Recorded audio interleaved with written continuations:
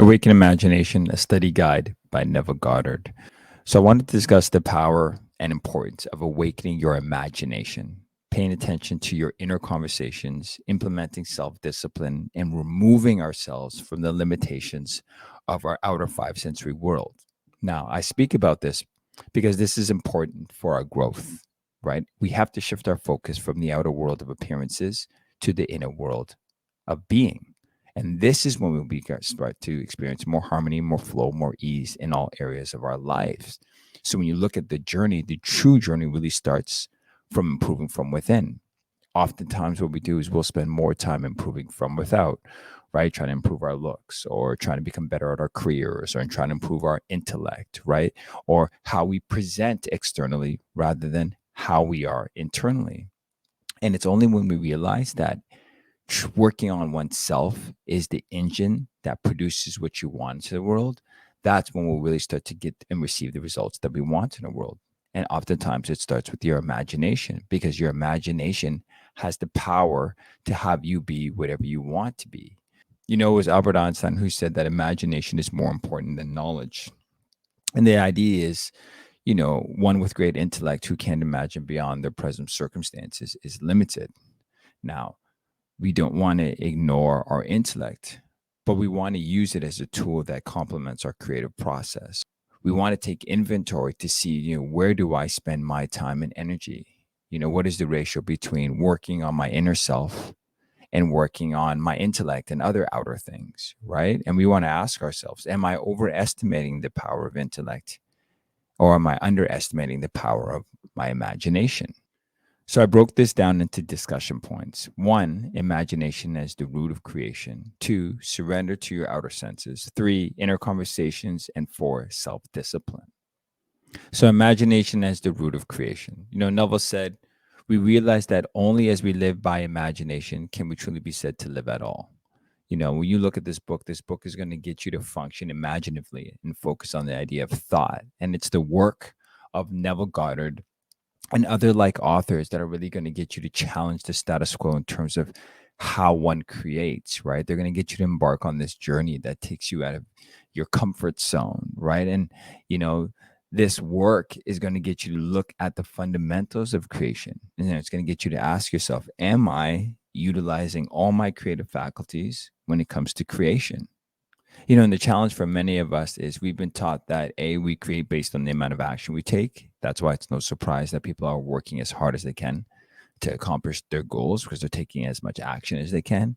And B, the other challenge is those that have accomplished some success via working hard are under the impression that it's the hard work and the intellect that is responsible for their success, right? But in order for us to live a life that we desire as we desire is going to require us to surrender to what we've been taught and trust in our imagination. And by doing so, we reach beyond the limitations of the status quo and beyond the limitations of our intellect and hard work. And we replace that with ease and flow. And this reminds me of the law of attraction. Oftentimes when we hear that changing one's world is as simple as changing one's vibration or changing one's concept of self or what one imagines from themselves, most of us are quick to dismiss this, right? Or even if we're open to hearing it, we really can't bring ourselves to digest this because if we look at our own outer world circumstances, we don't see anything that is in alignment with what we desire. And as far as we know, and as far as we've been taught, is that when things don't look the way you want, you need to go and take some sort of action to make the necessary changes. Right now, this is right and wrong, really depending on where you put your focus. Right. When we use our senses, we can see that, say, for instance, our outer world is not in alignment with what we want. So perhaps we feel stuck, and let's say at a job, or perhaps I feel stuck in relationships, or I feel unfulfilled with my income, whatever the case may be. We can look at this from the perspective that what I see is prompting me to take action. And as a result, I need to take this action and I may feel stressed or I need to work harder. Or I could tell myself that what I see is directing me inwards to show me what I need to change internally, right? Our outer world is a reflection of our inner world. And if you change the way you look at things, the things that you look at will change. Meaning, when I change the way I see myself, when I change what I imagine for myself, when I change what I envision for myself, the things in my outer world that were once incongruent with what I desired will start to transform and shift and mold until they will reflect how I choose to see myself.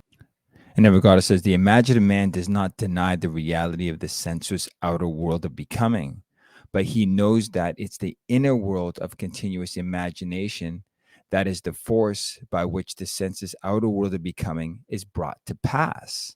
He sees the outer world and all its happenings as projections of the inner world of imagination. To him, everything is a manifestation of the mental activity which goes on in man's imagination. So he says that the imaginative man does not deny the reality of the outer world, right? And we know this is absolutely true, right? We mustn't deny what we sense. We have to respect what we experience in the outer world of our five senses. But we also have to remember that what we experience in the outer world is the effect of an imaginative cause, right? And he who knows this, they understand that what they experience in the world is a projection of their imagination. So as a result, when you know this, you're not reactive to your environment. Rather, you use your environment as cues, right? There's cues in your environment, and those cues prompt you to change, or they direct you and guide you to show you what you need to change internally, right? And when you understand this, you understand that by changing yourself, by changing your concept of self and what you imagine for yourself, your outer world experiences will begin to change, right? Because you're focusing on the root cause, which is yourself. When we don't know this, we become more resistant, right? Especially to the thought that we've chosen the conditions of our life, right? And but when we don't open our minds to this, we become more reactive to life, right? Because you find yourself on the effect side of things, right? Things are constantly happening to you, so you'll need to be more reactive. And for instance, if you can't see the roadblocks or the detours or the obstacles in your life, you're going to constantly be surrounded by them, and you're going to constantly have to react to them. And the secondary component of this, which I believe is even harder for us to conceptualize and accept, is to know that I'm responsible for all the occurrences in my life. Now, as empowering as this can be, it can also be very disempowering for many, right? How one views this is really a matter of one's level of consciousness. But when the situations in our life are incongruent with what we want, and we are unable to connect the dots looking backwards to see how we've played a part in bringing these things into manifestation, either through our conscious beliefs or subconscious beliefs or past limiting thoughts, etc., we can struggle to see how our thoughts are responsible for our behaviors and our experiences. And as a result, we'll continue to blame other things for the things that we've created. We'll blame other people, other places, other circumstances, our past. We'll continue to point the finger outwards and continue to work harder. But if we were to take the moment to look within and understand that we are creating our reality, we could start to see the guidance that we're receiving in the world, work on ourselves internally, and as a result, create what we desire in our outside world. No, as I stated personally, I find this empowering. And it's something that we can all test, because ultimately there is so much comfort in knowing that all that experience is a result of my own standards, my own beliefs. And as the saying goes, I'm the center of my web of circumstances. And as I change, so must my outer world, right? And, the world presents different appearances as our states of consciousness differ. So what I see when I'm identified with one state cannot be seen when I no longer fuse with that state, right? If you remove yourself from a state that's disabling by law, you can no longer align with that state. Now, if we define what a state is a particular condition that someone or something is in at a specific time, right? So you can be in this state of love, or the state of joy, the state of happiness, or the state of frustration, the state of anger, the state of depression, the state of sadness, the state of loneliness, etc. Right? But when you look at things through the lens of joy and love, and you identify with that state, it is now difficult for you to now identify and look at things through the state of sadness and loneliness and anger, right? Because when you remove yourself from one state, you no longer identify with that state, right? The other thing is, states are usually accompanied by a specific behavior. And maybe that behavior is also going to motivate you to take certain action. And oftentimes, when we see someone who appears to be successful, we see the actions and behaviors and we attempt to mimic those behaviors. But what are the thoughts and feelings that people have before we see the behaviors that they're doing, right? What is driving that feeling? What is driving that behavior? What are they imagining for themselves? Because some people imagine worst case scenarios. Some people imagine that what I want, I may not be able to achieve, or what I want, I'm going to lose. So now they're moving from a place of lack, fear, a false sense of security. And that is motivating them and driving them. So even though you see that person and they may look successful, the behavior may look successful. What's driving and fueling the behavior is fear, doubt, insecurity. So it's not important just to look at the behavior. We need to look at what comes before the behavior. Because as we know, if you believe and you take on fear, doubt, scarcity, limited beliefs, those will be impressed on your subconscious and expressed in your outside world. And you will continue to experience things that motivate you through fear. And even if you create success that way, you will say, well, this is the way to create success, because this is how you've chosen to create success. So this is your paradigm. This is your reality. But there are other ways. There are people who understand that I create through imagination, and I pair that and I fuse that with the feeling of the wish fulfilled. And I know that whatever I desire wants me as much as I want it. And it is already in process. It's in the incubation process. It's being created. Therefore, I don't need to work any harder than I am. I just need to align with my vision and work smartly. I don't have to worry about losing what I desire because I hold my vision on what I desire, even if I'm not currently experiencing in my real world. And as a result, that person creates with ease and flow and trust and courage because they have faith that what they desire will manifest, regardless of how long it takes, regardless of what they're experiencing in the reality, regardless of what other people are telling them. They know it will come to pass because they hold their vision on that. So as a result, they're lighter. They move through the world with more ease and flow. And then their behaviors will match that. So it's not so much the behaviors that we want to mimic. We really want to understand what are the feelings, the thoughts that people have that are fueling and motivating their behavior. And then we want to align with that process so that our experiences mirror that. And Neville said, it's not the actions and behaviors of the good man that should be matched, but it's his point of view. Outer reforms are useless if inner states do not change. Our imagination connects us with our state desired, but we must imagine masterfully, not as the onlooker looking at the end, but as the partaker thinking from the end, right? We must actually be there in imagination. And if we do this, our subjective experience will be realized objectively. You know, when you envision something for yourself, whatever it may be, align with the feeling of the wish fulfilled, right? Envision yourself in the moment with that task, whatever it may be, completed, right? The idea is when you imagine something for yourself and you don't have it yet, yes, absolutely, it's going to conjure up feelings of happiness and excitement. But by default of you not having it, it's also going to bring up feelings of lack. And what we want to do is we want to align with the feeling of having it, not the feeling of not having it, right? And as you know, we become what we are, not what we want. Therefore, we want to imagine the ideal state, the ideal job, the ideal partner, the ideal opportunity, and observe ourselves as the partaker. As the partaker, you are participating in it. It is happening now to you. It is not happening in future state. It is happening present state. So you envision yourself as the partaker, living from the end, fusing the feeling of the wish fulfilled, rather than envisioning yourself as the onlooker. The onlooker is hoping for that future state, reinforcing what they don't have, which is manifesting lack, right? So the secret is really to surrender to your outer senses and go within.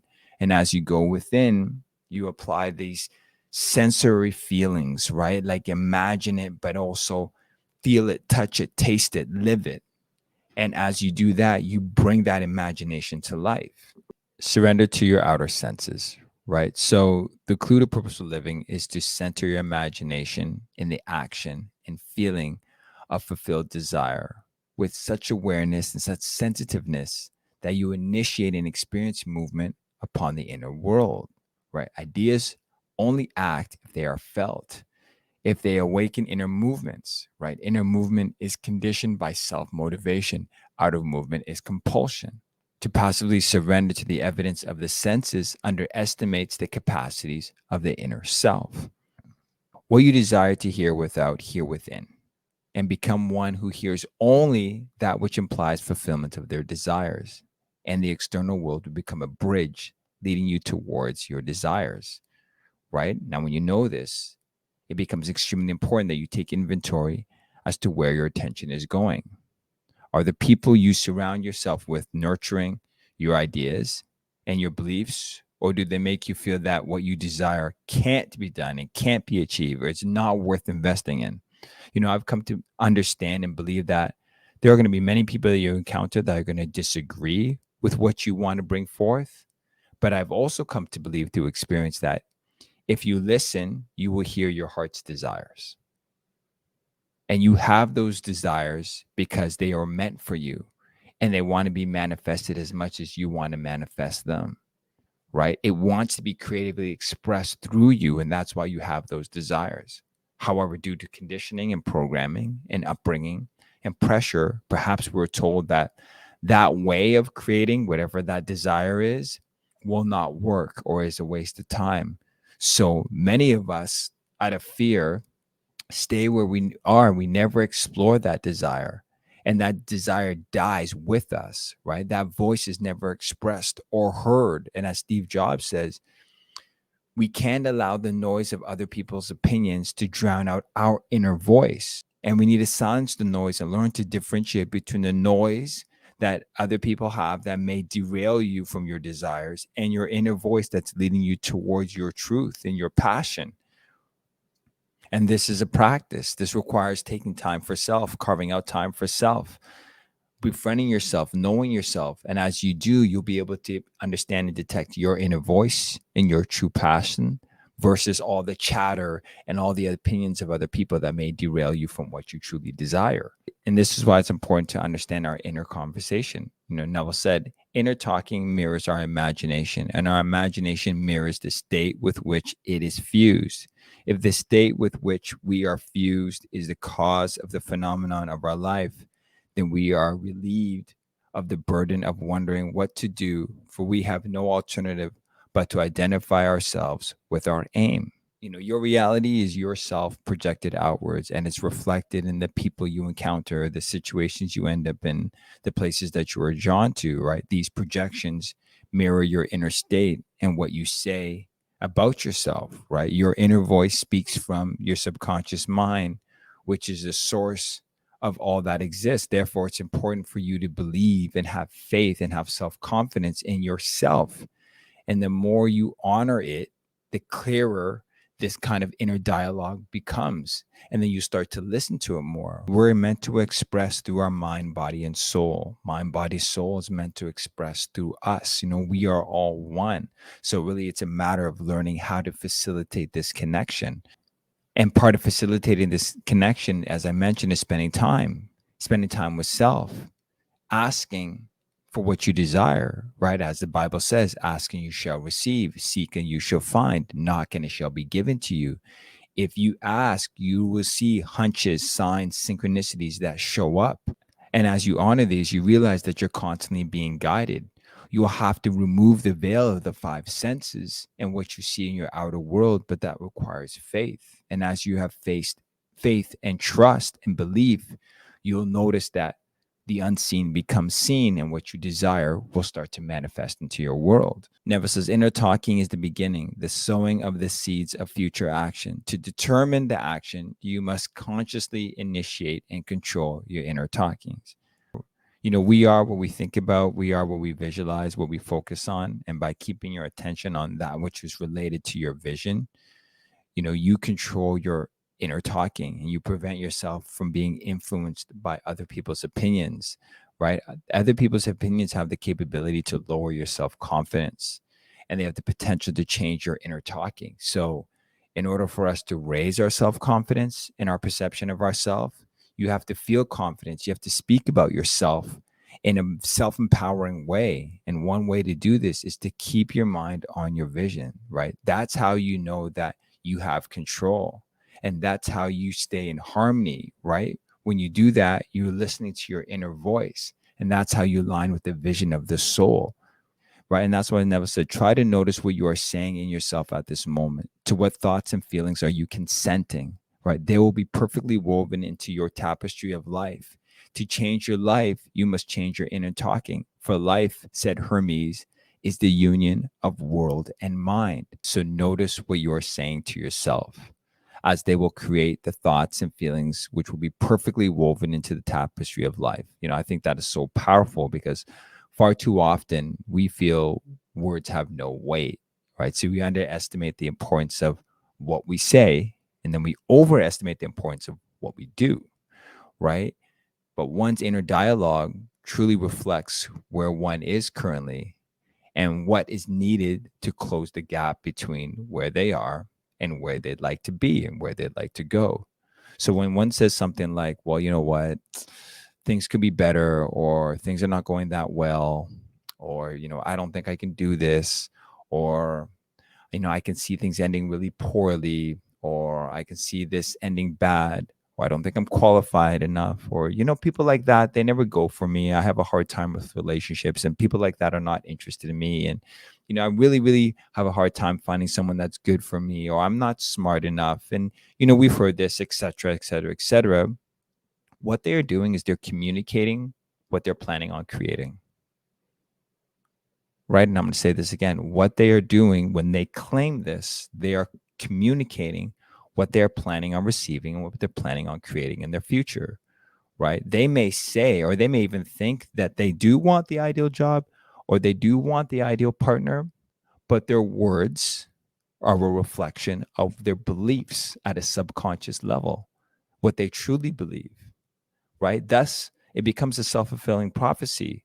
Right. And this is why we need to pay attention to our thoughts and pay attention to the words that we use. Right.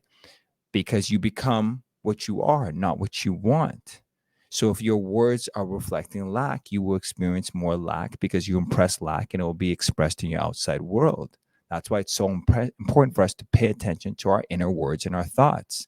As the saying goes, he who pays attention to his thoughts and inner talking is influencing the cause in their life. And he who is unaware of this inner dialogue is and will always remain on the effect side of life, thus seeing themselves as the hopeless victim. Inner talking reveals the activities of the imagination, activities which are the cause of the circumstances of life. As a result, man is totally unaware of his inner talking and therefore sees himself not as the cause, but the victim of circumstances. You'll hear people say, life is this journey, right? And it's not a sprint, but it's a marathon run, and you are not alone, right? You have a team to support you, and part of the support comes from within. And by connecting with your true self, your higher self, you start to befriend yourself and you align with your inner voice from within. And for me, part of the inner voice evolution was hearing the guidance. And as I heard the guidance, I would see the signs. It was about challenging the status quo. And the way that I've always done this was removing unhealthy things from my environment, whether it's people, places, circumstances. And the more that I do this, I realize that you're setting boundaries for yourself. And as you set boundaries for yourself, you realize that the reason why I'm going about these changes is because my inner voice is communicating these changes for me. As I evolve, I'm seeing the signs. Seeing the signs are getting me to remove unhealthy foods. They're getting me to diet differently, eat differently. They're getting me to see a different perspective, work on myself more, remove certain people from my life. And you'll notice you start to change. Those changes are not happening accidentally. Those changes are because you're starting to look within. Okay? And you realize that as you look within, you'll start to change. But the signs and the support is there, but it's really about going within. If we focus most of our attention on the outside world, we don't see these signs. We don't see the synchronicities. We don't understand why these changes are coming about. But if we open our awareness to see the signs, we'll see that it's crystal clear. The writing is on the wall. It's constantly guiding you, right? And part of this change is going to require self-discipline. You realize the importance of discipline. You realize that it's important for you to conquer self, or you will be conquered by self. When man discovers that his world is his own mental activity made visible, that no man can come upon him except he draws him, and that there is no one to change but himself, his own imaginative self, his first impulse is to reshape the world in the image of his ideal. But his ideal is not so easily incarnated. In that moment, when he ceases to conform to external discipline, he must impose upon himself a far more rigorous discipline, the self-discipline upon which the realization of his ideal depends. The saying goes that the perfectly disciplined man is always in tune with his wish as an accomplished fact, right? And he knows that consciousness is the one true reality. Therefore, he never entertains feelings that don't contribute to his happiness, right? Because those feelings are the causes of actions and the circumstances of his life. So he really pays attention to what he's doing, where his consciousness goes, right? Self-discipline is knowing that although my outer world, the world that I detect with my five senses, is not aligned with my desires, I stay disciplined and maintain the feeling of the wish fulfilled, right? And then my outer world will start to reflect that in which I feel. There's a huge emphasis on discipline because for many of us, when we see our outer world experiences and they're not aligned with what we want, we become discouraged, right? We start to question the likelihood of that desire manifesting. We become impatient. Thus, the need for faith and practice of faith of the unseen is what's required. And sometimes that is the discipline, right? And I believe that the deciding factor between those that embrace this way of being and this way of creating and this way of bringing forth harmony and flow, and those that struggle and those that stay where they currently are, is having faith, right? Faith allows you to bring forth. Faith is the key that bridges the two elements of imagination and reality. Faith allows you to draw upon the resources and see the commonalities in what you're doing, right? Faith is real, and it's feeling and faith that connects to infinite intelligence. And this is the source of all the hunches, the signs and synchronicities, all the ideas that come to you. And when you have faith, in infinite intelligence will show you the how. And just as Neville stated, matching the beliefs of state is the seeking that finds, the knocking which is opened, and the asking which is received. If the solution is not in our awareness, the solution will be brought forth to our awareness, because all things exist and the unseen becomes seen at its appointed hour, right? Every event in the invisible world is a result of an assumption or an idea in the unseen world. As Neville stated, it is always possible to pass from thinking of the end you desire to realize to thinking from the end. But the crucial matter is thinking from the end. For thinking from means unification or fusion with the idea. Whereas in thinking of the end, there's always subject and object. The thinking individual and the thing thought. Now you must imagine yourself into the state of your wish fulfilled, in your love for that state. And in so doing, live and think from it and no more of it. You pass from thinking of to thinking from by centering your imagination in the feeling of the wish fulfilled. We become what we are, not what we want. It's the becoming that attracts energy towards you, and wanting it highlights the distance between you and that which you desire. And it reminds me of this quote, and the quote goes like this: those that go searching for love only make manifest their own lovelessness, and the loveless never find love. Only the loving find love, and they never have to seek for it. Man attracts what he is. The art of life is to sustain the feeling of the wish fulfilled and let things come to you, not to go after them or think they will flee away. Thank you for tuning into today's episode. I hope you enjoyed it. Please feel free to comment, like, and subscribe. Thank you.